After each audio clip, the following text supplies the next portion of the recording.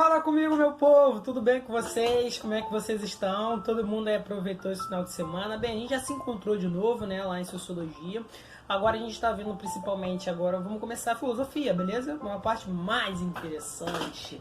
A melhor matéria de todos, mas o professor gosta mais de sociologia, gosta mais de história, de matemática, mas não adianta. Tudo isso só vai funcionar por causa da existência da filosofia, né, meus amores?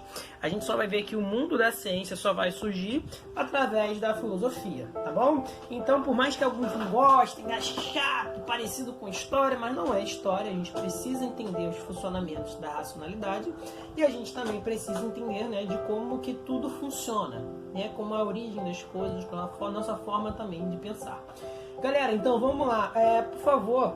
Então eu quero fazer essa aula é uma aula de exercício, né, uma aula revisão, porque a gente já fechou o conteúdo e aí eu queria passar também esse exercício para a gente rever o conteúdo e a gente pudesse fazer o seguinte: página 20 de filosofia, no livro de filosofia, né, e o exercício praticando.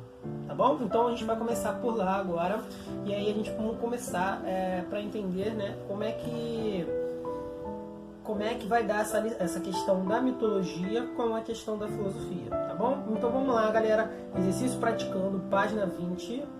Dá um tempinho para vocês abrirem. Show? Beleza? Então vamos lá. Galera, então exercício número 1. Exercício número 1. O que são os mitos? Quais as razões do seu surgimento? Né? Então vamos lá.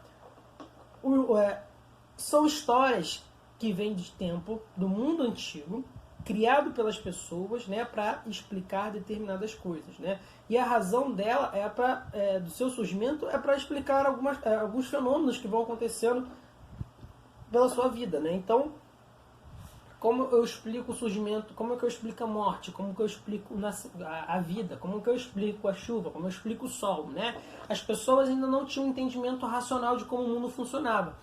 E elas faziam o seguinte, elas utilizavam justamente a religião para tentar explicar isso. Então a mitologia é isso, né? E a mitologia, na verdade, é algo que não existe. A gente cria para tentar explicar algo, então é algo que não existe, certo? A mitologia é uma mentira, então tudo que é mitológico é falso, tá bom? Então, vamos lá, beleza? Todo mundo entendeu? Questão 2. Eu vou ler, mas é porque é interessante esse texto, beleza? Leia a narrativa a seguir para responder o que se pede. Os Guaranis contam que o processo de criação do mundo teve o início com Nanê Ramoni, Jussu Papá, ou Nosso Grande Avô Eterno, que se constitui a si próprio no Jassucar, uma substância originária, vital e com suas qualidades criadoras. Olha só, primeira coisa que a gente está vendo já é uma característica da mitologia, né? Falando justamente nosso grande avô eterno, né? De eternidade, do que nada é eterno em si, né? Pensando racionalmente. E aí, quando você fala isso, de uma criação do mundo também, aí você pode retornar um pouco essa ideia de criação ao criacionismo religioso, né? De todas as religiões que vão ter isso. Então, já mata que é mitologia, né?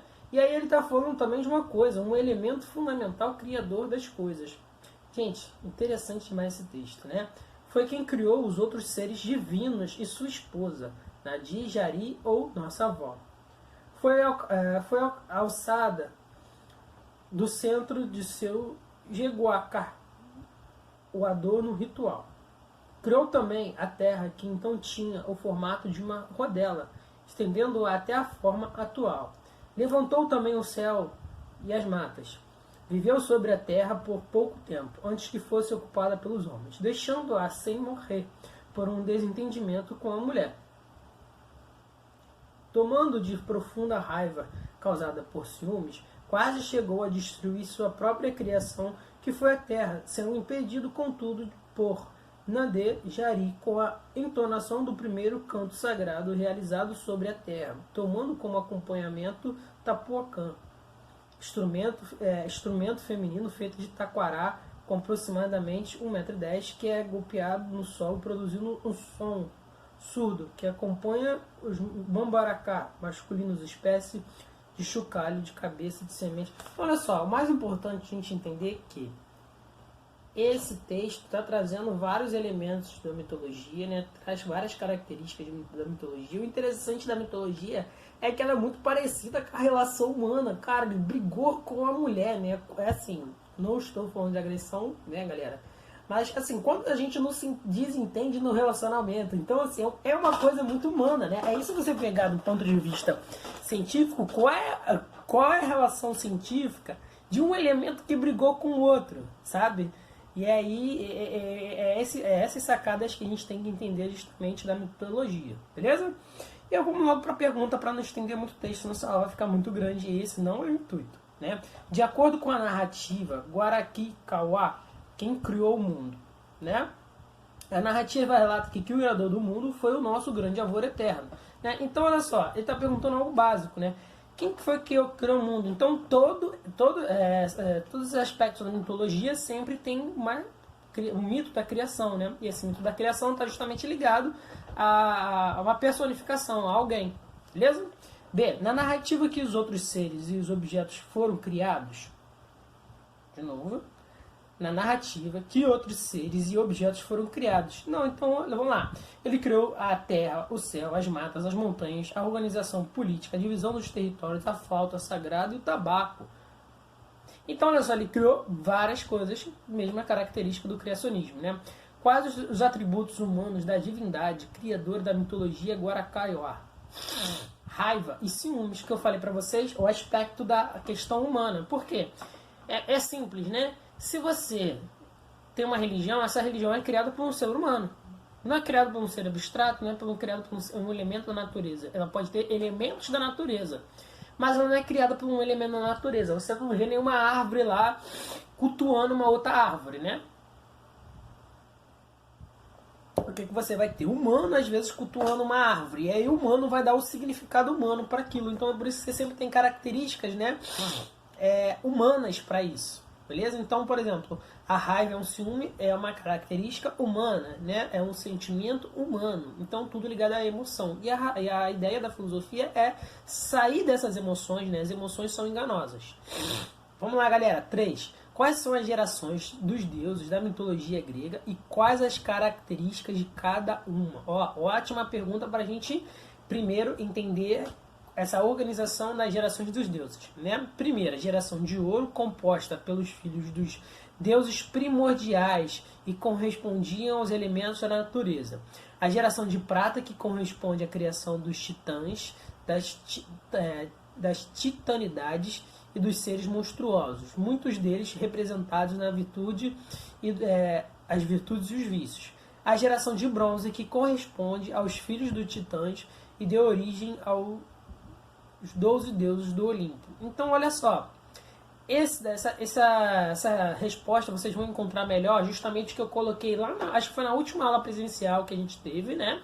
Que eu coloquei lá no quadro bonitinho para vocês a geração de bronze, a geração de prata, a geração de ouro, descrevendo cada um deles, a criação de Cronos, a criação dos titãs, a criação justamente dos deuses do Olimpo, quando justamente Zeus mata justamente Cronos, assume o seu lugar como pai criador também de tudo, né? Ele aprisiona os titãs e aí essa resposta fica mais clara para vocês lá no caderno, beleza? 4. Leia a fábula a seguir, contada por Hesíodo, o falcão e o rouxinol. Certo dia um falcão capturou uma das suas garras um rouxinol, que passou a gritar desesperadamente. Foi então que o falcão disse: desgraçado, que tem adiantado os teus gemidos, encontra-se na posse de quem é mais forte do que tu, e seguir-me onde quiser levar-te. Depende de mim comer-te ou deixar-te em paz, né? Então é uma questão assim lógica, né? O mais fraco está justamente combatendo o mais forte. E aí qual é a grande questão do Hesíodo, né? No texto da obra Hesíodo, qual é o significado da fábula do falcão e rouxinol? Né? Então vamos lá. Resposta: a fábula do Hesíodo critica a injustiça praticada pelos grandes senhores do seu período, que se aproveitava do poder, seja social ou econômico, para brincar com a vida das pessoas comuns. É uma das grandes, né, mais dramáticas representações da injustiça da obra de Hesíodo. Então Hesíodo, ele vai ser um cara que ele vai criar duas obras, né? Que a primeira vai ser os trabalhos do dia a dia, que eu botei no quadro para vocês, e a segunda vai ser também Tegônia, que vai falar sobre os deuses. Então uma é uma real e outra justamente falando sobre a mitologia. E esse trabalho do dia a dia é justamente essa questão do Rochinol, porque ele foi uma pessoa que foi injustiçada pelo dinheiro. E o interessante é que a gente vê hoje em dia, né, questões justamente ligadas ao aspecto do dinheiro. Só que a gente está falando de pessoas que viveram há 3.000 anos atrás, né? Basicamente. E aí a gente está vendo que a gente ainda tem os mesmos problemas, né? Isso é interessante a gente fazer uma reflexão, né? O quanto a nossa sociedade também mudou para evitar esses mesmos problemas. 5. Tá perguntando o que é catarse, né? Catarse, galera, vamos lá, resposta. É o objetivo e resultado final do teatro grego. É o sofrimento que tanto os personagens como o público experimentam pelos erros cometidos. Mas esse sofrimento é purificador, pois sintetiza a pessoa de que o erro é preciso mudar a atitude, né? Então é o seguinte, o que é catarse em si, né? Você viu um filme, e aí você se identificou tanto com o filme, você para, não tem aquele memezinho que todo mundo vê do Pablo Escobar, né? Sempre pensando, assim, pensando. Quando você está nesse momento de reflexão, esse momento de pensar, esse momento onde você se identificou com aquilo, sofreu, você sentiu o seu sofrimento também, você está sofrendo justamente a catarse, beleza? Que é justamente uma explosão de sentimentos, uma explosão de reflexão que faz você pensar, que faz você se identificar, que dói, que machuca. Mas também é para levar você a um novo aprendizado, a um novo nível de conhecimento. Beleza? E aí essa ligação também é legal para entender a questão do teatro grego com a filosofia, né? A catarse é o meiozinho disso daí. Beleza, galera? O melhor exemplo também pode se aplicar à questão das novelas, as questões também de filmes, de séries, né?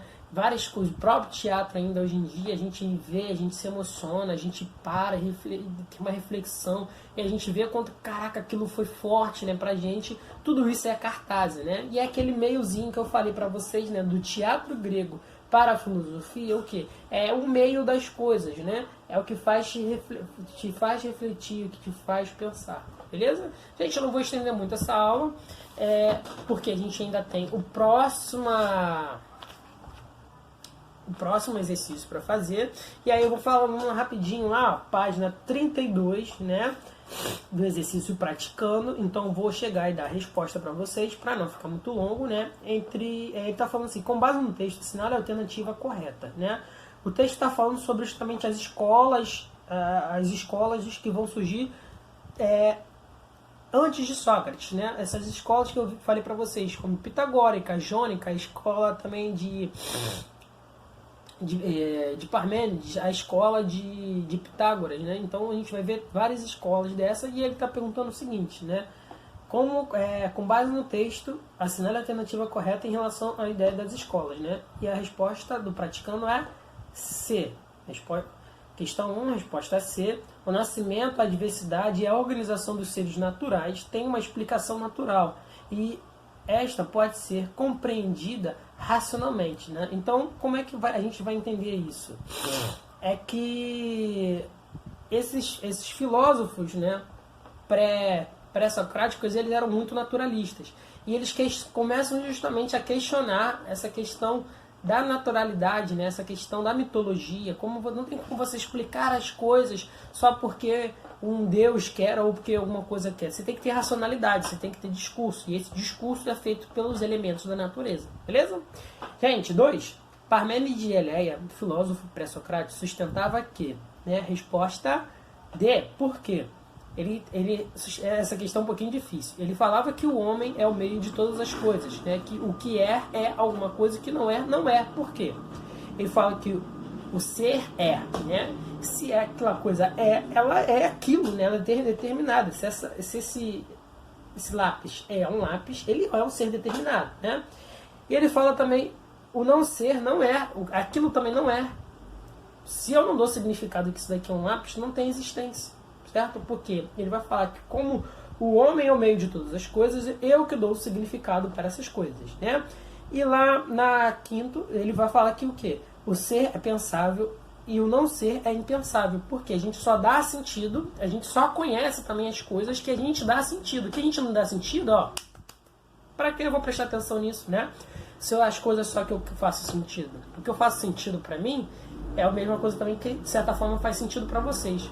E aí isso tudo, galera, faz com que a gente crie o significado para as coisas, né? Então, uma coisa é e outra coisa não é, certo? Ele vai tentar buscar uma verdade absoluta, esse filósofo. Ele vai acreditar que existem verdades absolutas, né?